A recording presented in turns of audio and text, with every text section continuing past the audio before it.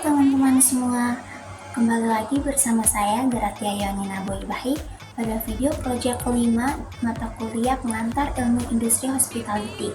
Dengan judul materi kali ini adalah strategi destinasi wisata berkelanjutan untuk menjaga keaslian budaya lokal.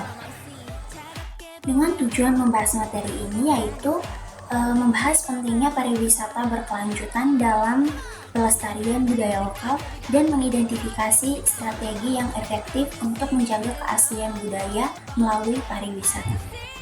Baik, kita akan mulai dari pendahuluan terlebih dahulu, yaitu definisi pariwisata berkelanjutan. Apa sih pariwisata berkelanjutan itu? Nah, pariwisata berkelanjutan itu merupakan sebuah konsep pariwisata yang mempertimbangkan dampak jangka panjang terhadap lingkungan sosial, budaya, dan ekonomi, dan dengan tujuan menjaga keseimbangan antara kepentingan ekonomi dan kelestarian alam dan budaya lokal, memberikan manfaat ekonomi yang adil dan berkelanjutan, menjaga pariwisata berkelanjutan untuk generasi yang mendatang, dan juga menjaga atau meminimalkan dampak negatif terhadap lingkungan. Nah, selanjutnya ada pentingnya menjaga melestarikan budaya lokal. Di sini kita akan melihat dari pandangan dua nilai, yaitu nilai ekonomi dan nilai sosial. Yang pertama adalah nilai ekonomi. Nilai ekonomi ini ada produk budaya, yaitu kerajinan tangan, makanan tradisional, dan produk budaya lainnya itu dapat menjadi komoditas yang bernilai tinggi dan dapat dipasarkan secara luas. Selanjutnya ada kreativitas dan inovasi, yang dimana maksudnya itu adalah pelestarian budaya dapat mendorong munculnya ide-ide kreatif dan inovatif yang dapat diaplikasikan dalam berbagai bidang seperti desain, fashion, dan kuliner. Selanjutnya ada nilai sosial. Itu yang pertama dapat meningkatkan kualitas hidup.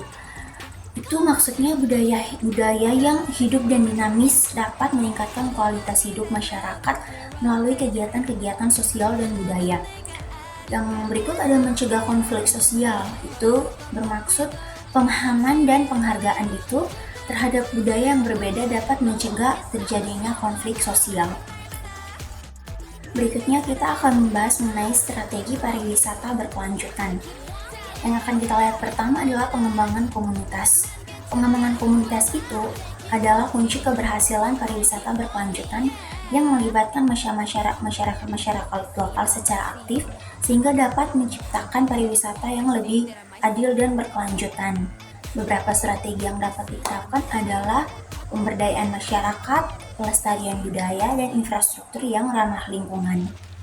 Nah, pemberdayaan masyarakat itu contohnya seperti memberikan pelatihan keterampilan seperti pengelolaan homestay, pembuatan kerajinan tangan, dan juga panduan wisata kepada masyarakat lokal agar para masyarakat itu bisa mengurus tempat wisatanya dengan baik, wisata lokalnya dengan baik, sehingga dapat dipercaya oleh para wisatawan.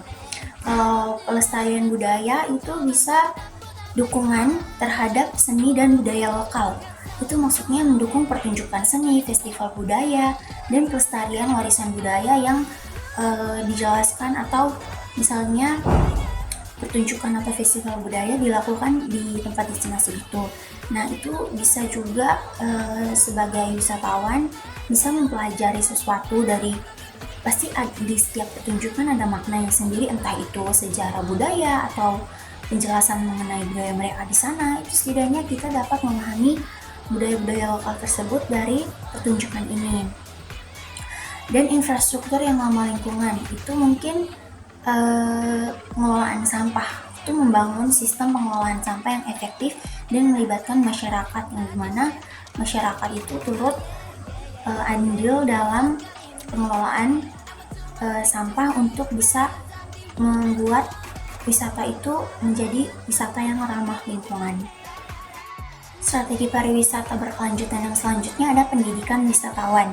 Apa sih pendidikan wisatawan itu? Nah, pendidikan wisatawan ini sangat penting untuk mengubah perilaku dan pemahaman kepada para wisatawan serta meningkatkan kesadaran para wisatawan tentang pentingnya pariwisata berkelanjutan. Beberapa strategi yang dapat diterapkan di pendidikan wisatawan ini ada kampanye kesadaran dan program edukasi. Nah, kampanye kesadaran ini kita bisa melakukan melalui media sosial dan materi promosi. Misalnya menggunakan media sosial untuk menyebarkan informasi tentang pariwisata berkelanjutan. Entah itu pengertian, definisi, dampak positifnya, dampaknya kepada pariwisata apa, wisatawan apa, semuanya bisa dilihat melalui informasi yang disebarluaskan menggunakan media sosial. Bisa juga mencantumkan informasi tentang pariwisata berkelanjutan itu dalam semua materi promosi destinasi. Misalnya nih, ada sebuah materi promosi di sebuah destinasi.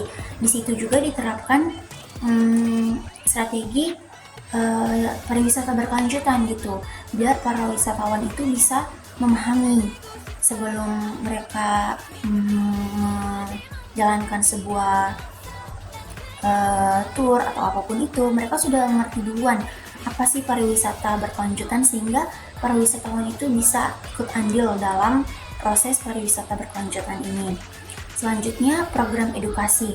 Nah, itu mungkin mengadakan workshop atau webinar tentang pariwisata berkelanjutan untuk wisatawan, di mana kita bisa menjelaskan secara langsung gunanya pariwisata berkelanjutan, pentingnya pariwisata berkelanjutan untuk sebuah tempat destinasi atau wisata, sehingga para wisatawan pun bisa paham, bisa mengerti, dan ikut andil turun tangan, seperti menjaga wisata itu agar tetap terjaga kelestariannya, apalagi wisata-wisata lokal yang sangat dijaga.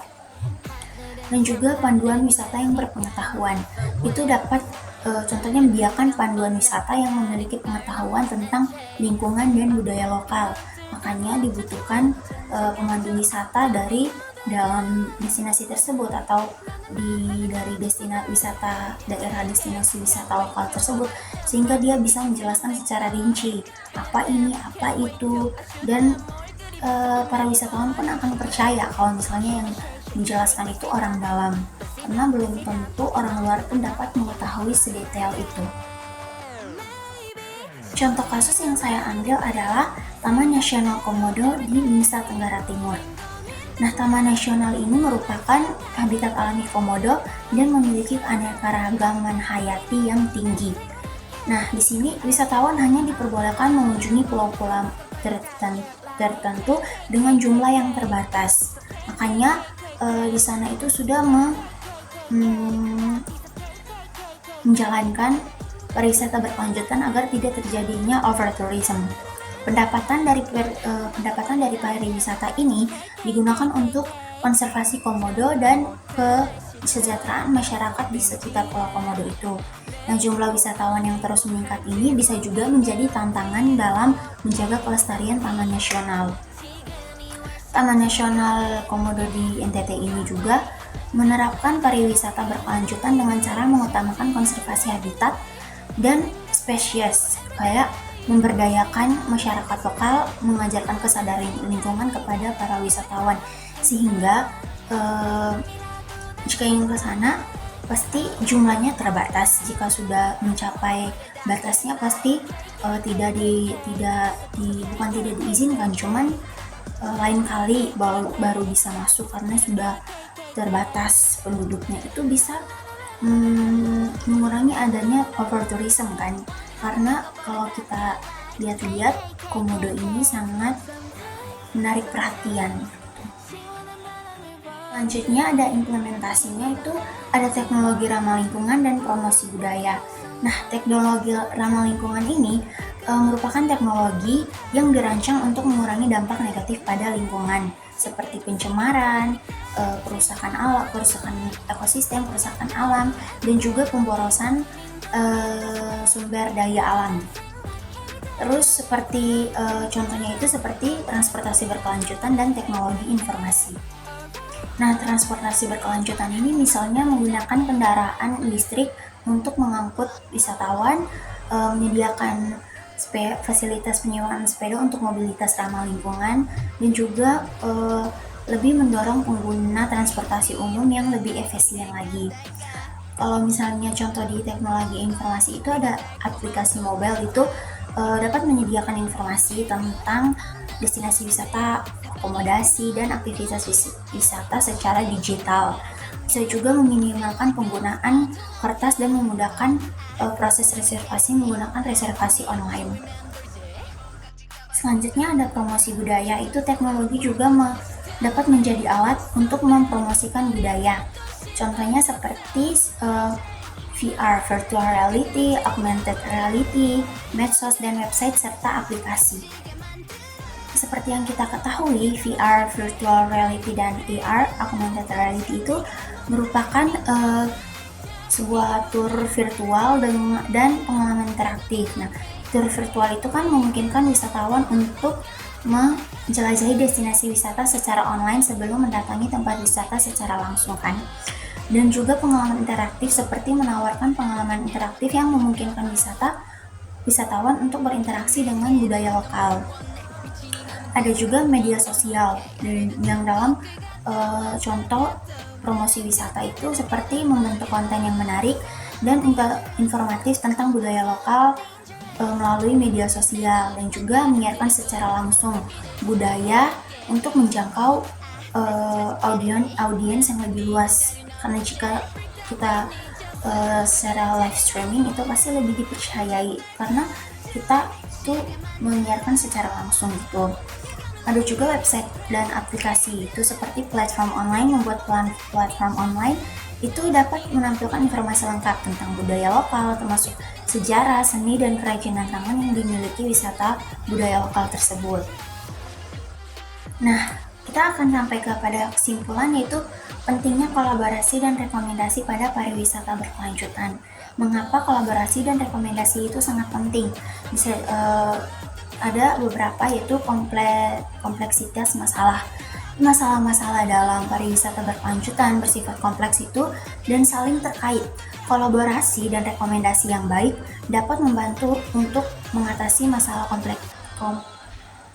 kompleksitas ini. Bisa juga meningkatkan efektivitas itu dengan bekerja sama dan mengikuti rekomendasi yang baik. Itu dapat meningkatkan efektivitas upaya-upaya pelestarian lingkungan dan pengembangan masyarakat itu sendiri. Bisa juga keberagaman perspektif. Itu setiap pihak memiliki perspektif yang berbeda-beda kan terhadap sebuah masalah pariwisata, entah itu perspektif yang rumit atau perspektif yang sederhana. Intinya berbagai-bagai perspektif, dan kolaborasi itu memungkinkan untuk mempertimbangkan berbagai perspektif dan menemukan solusi yang tepat untuk menyelesaikan masing-masing dari perspektif itu, atau misalnya menyatukan berbagai macam perspektif menjadi sebuah kesimpulan dan mencari solusi atau jalan keluarnya. Kesimpulan akhirnya itu kolaborasi dan rekomendasi adalah dua hal yang saling melengkapi dalam mewujudkan pariwisata berkelanjutan. Dengan bekerja sama di dalam pariwisata berkelanjutan ini dan mengikuti rekomendasi yang baik, itu dapat menciptakan pariwisata yang memberikan manfaat bagi semua pihak, baik masyarakat lokal maupun para wisatawan ataupun para pebisnis yang dapat menjaga kelestarian budaya lokal. Sekian dan terima kasih presentasi dari saya. Mohon maaf bila ada kesalahan kata, kesalahan penjelasan materi, atau kurang tepatnya dalam penjelasan materi. Saya Gratia Yamina Boy Bahim mengucapkan terima kasih dan mohon maaf.